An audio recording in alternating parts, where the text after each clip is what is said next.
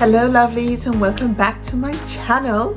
And today we have a very interesting topic that we'll be talking about, and that is areas we often forget when we are taking our shower. So if you want to know what these areas are, just keep on watching. Okay guys, so I'll just start off with one of the most popular areas. Well, it's a common area. Some of us may forget it, and some of us, are actually very good in cleaning ourselves. So one of the areas is our elbows. Guys, yes, your elbows has little creases and so forth where bacteria can actually stay, for a long period of time. So if you take your shower and you don't shower properly or rub your skin properly, then yes, bacteria can get stuck in these little grooves. So you want to ensure that you rub your elbows properly, because sometimes you may end up with little bumps on your elbows and you really can't explain it. Well, that is one of the reasons why, because you're not bathing properly. Because our elbows often get touched a lot. We may not be conscious of it, but when we are on a desk or going somewhere, it may bounce someone. Well, right now with COVID, that ain't happening so easily, but on your desk where you're working, there's a lot of bacteria there. Unless you clean your desk at least once a day before you start. I used to do that. So unless you clean your desk once a day, I used to do that, right? But still, you need to wash that area very properly. Rub it well when you're bathing, because I know a lot of us tend to take our showers and forget certain areas, and that is one of them. The other area is behind the neck. Yes, so for those of us who have lovely long hair, after exercise, we may probably forget to wash the neck area. I know for sure when we don't wash our hair every day in a shower, right? Due to our hair texture and moisture, etc. It's hard for us to do that. So what it is recommended, what I normally do, is put my hair up in a bun, cover it, and I would rub with my rag. I will go in around the back of my neck and rub that very well. Even I have another area, and so I'll rub behind my neck very carefully to remove all the the dirt and the grease that probably would probably get stuck behind the neck, right? So the back of the neck area makes it very enticing for mites and bacteria to live in the back there. So we definitely need to clean that on a daily basis. So another area that often gets forgotten is the tongue. Yes, I know we brush our teeth very well, and I do have a video about bad breath and so forth, and I will actually leave that, how you get rid of bad breath, and I will actually leave that in the description below. But yes, you do need to, a lot of people often forget the tongues. I know my kids, for one, definitely when you send them to brush your teeth, they will often forget that, hey, we have to brush our tongues. So I would often send them back to brush the tongues, and I will check it afterwards. So yes, you do need to scrub to brush your tongue properly, right? Most persons may probably just do to the middle, but you also have to focus on the sides of the tongue area as well as the middle, all over. You brush it properly, and I won't go into detail about brushing and so forth, but yes, so the tongue is often another area that often get forgotten when you are taking your shower. Okay, and I included the tongue because most persons after they shower, or probably before the shower, they brush their teeth. So our belly button are warm, and it has little nooks that makes it very like the ideal area for bacteria to live. So Normally, when I'm taking my shower, I will just simply pass my rag in my belly button area, but still that doesn't get rid of it doesn't solve the problem. Sometimes some persons, or sometimes even my belly button is so filthy that I would have to do a little focus cleaning around that, and I would actually use cotton swabs using rubbing alcohol, and I would take my time and rub the area. Or you can use a rag with soap, mild soap, and you gently rub the area, and that will actually work well in cleaning the belly button, inside the belly button.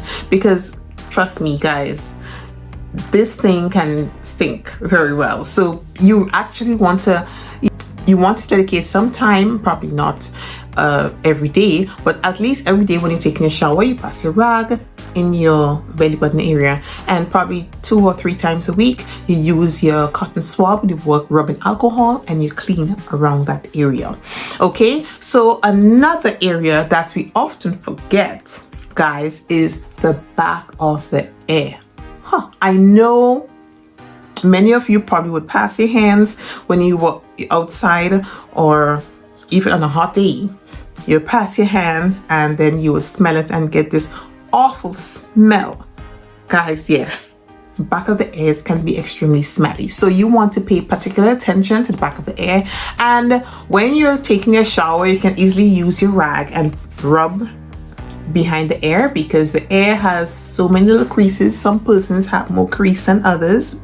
Thankfully, the back of my ear is very smooth, so it's easy to clean. But you can also use the same, use the cotton swab with the rubbing alcohol and also clean the ear if you don't want to use the rag and the soap, right? And another area we often forget, especially as ladies or even men who has piercings, is or anywhere that we have piercings, right? I'm not a specialist for the tongue, but I guess that is a special cleaning by itself. But the ear piercing, you want to clean that as well. And belly button piercings, you'd want to clean that. And you can easily use your swab with the rubbing alcohol and clean the piercing, because especially persons who use one particular earring all the time. I know men often do that. They hardly change their earrings, or the stoppers. So you'd want to remove that at least once or twice a week and clean it properly with rubbing alcohol. And guys, that can stink. If you don't clean this little thing here, it can smell really sour.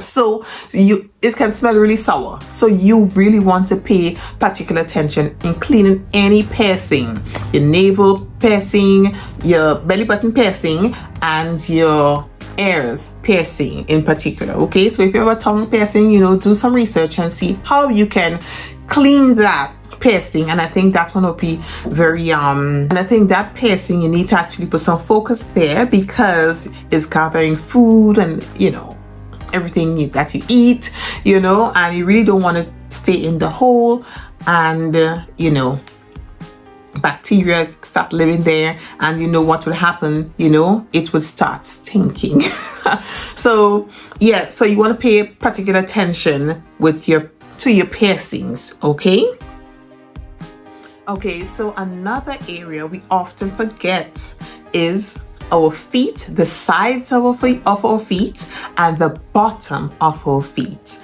And a lot of persons would actually take the shower from head to toe, but ignore the side of your feet and the bottom of your feet. And areas like that, you need to pay attention. You need to scrub it very well. If you have some special, have the stones that you can use, I think you call pumice. I really don't know how to pronounce that, but you can use that to scrub your feet very well. And also, it have the little pedicure brushes and the scrubs, you can actually use that quickly in the bathroom while you're taking your shower to help you clean your feet. And yes, you'd want to focus on the sides of your feet because that area gather a lot of germs, especially if you're living in the humid areas, the hot tropical areas like where I am, and you often wear sandals and slippers. Guys, you want to pay very close attention to your feet and the sides of your feet. Okay, another area we often forget. Yes, we often forget. Water will run there, but we often forget our backs. Yes, how do you clean your back? I would like you guys to share in the comment section how you actually clean your back. But what I do, let me show you guys what I do.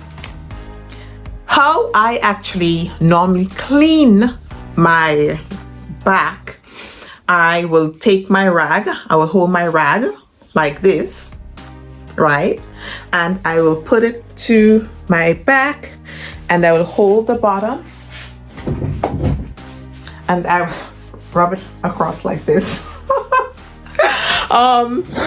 Most of the time I will ask my husband to help me, so he will come and rub my back for me, but sometimes it's kind of hard to ask someone to do it all the time, so you have to improvise. So I will use the rag and I rub around here and I rub over here, and so I would, as I said, take the rag and pass it like this, and then I will turn the rag and pass it again like this.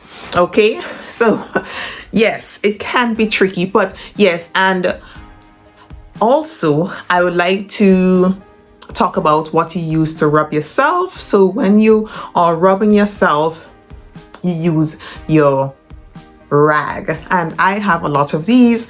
I have some that's even really a little rougher or harder than this, so it gives me a good scrub and know that I can scrub.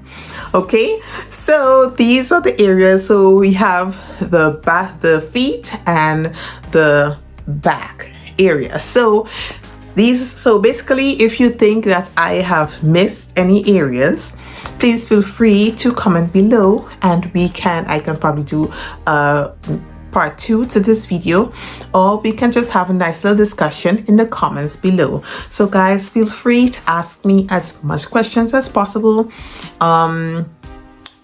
Subscribe to my video.